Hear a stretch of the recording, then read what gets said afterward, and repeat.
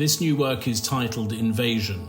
I produced this work in 2022 between February and March, at the time of the invasion of Ukraine. If you can see here, it opens with a double-headed eagle, symbol of ancient empires, the world asleep, resting on a missile, and then tanks and actually dinosaurs invading a land. And you have a sort of flyover with people huddling underneath it.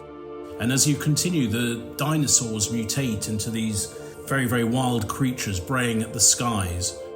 In the sky, you have all kinds of figures and faces breathing fire, as if the whole world has descended into some kind of inferno. In this panel, you have an image of a 13-year-old child who's recuperating in hospital, propped up by Zelensky. In the background is a sculpture protected by sandbags. And then you have a face of a Putin-like figure with a nuclear explosion taking place in the mind. I've taken art historical precedents where animals are hunted in various paintings and also ancient friezes in the British Museum. I've utilised the idea of this ongoing frieze where there's a kind of hunt taking place, and what's normally represented as voracious animals are here transformed into human beings. In the sky you have this sort of monstrous presence that's raining down missiles on a whole population, and there's these extraordinarily different creatures and weapons falling down.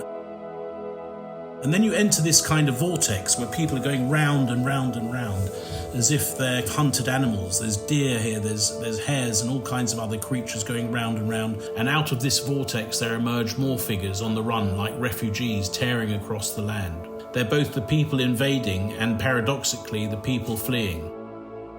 And up in the sky there's then the horsemen of the apocalypse raining down materials on a population below, which is symbolised by this ox that's taken a hit from a kind of spear.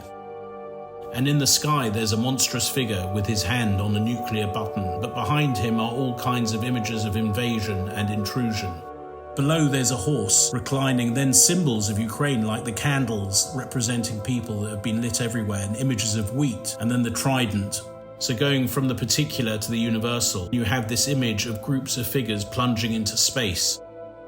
And as we come out of that, there's an image of a whole world made up of hands, the idea of assistance coming from all over the world, or at least that's hoped for. And in the sky there's an image of the angelic presence. The angel often represents Ukraine in art and sculpture. Then there's an earth, and on the earth has landed an alien, like many of my sculptures of aliens, which is an image to some degree of refugees landing all over the world.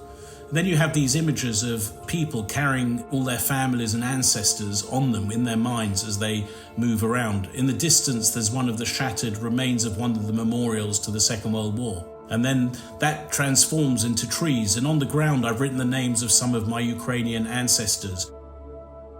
And then it comes to the end, we've got this image of an archetypal mother, and she's literally joined to her children by strands. And I think images of mothers and children have been very prevalent in this whole crisis, and that makes it unbelievably universal. And in a sense, that's the greatest resistance to this in the long term.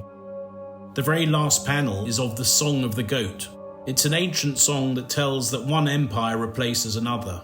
And those things kind of go on forever. Power just takes over from power. But in the end, it's humanity that's important, the love of a mother for its child. And that's what's last in the end, is the human connection and that human nurturing. We've lived through periods of plague and war, whether we like it or not.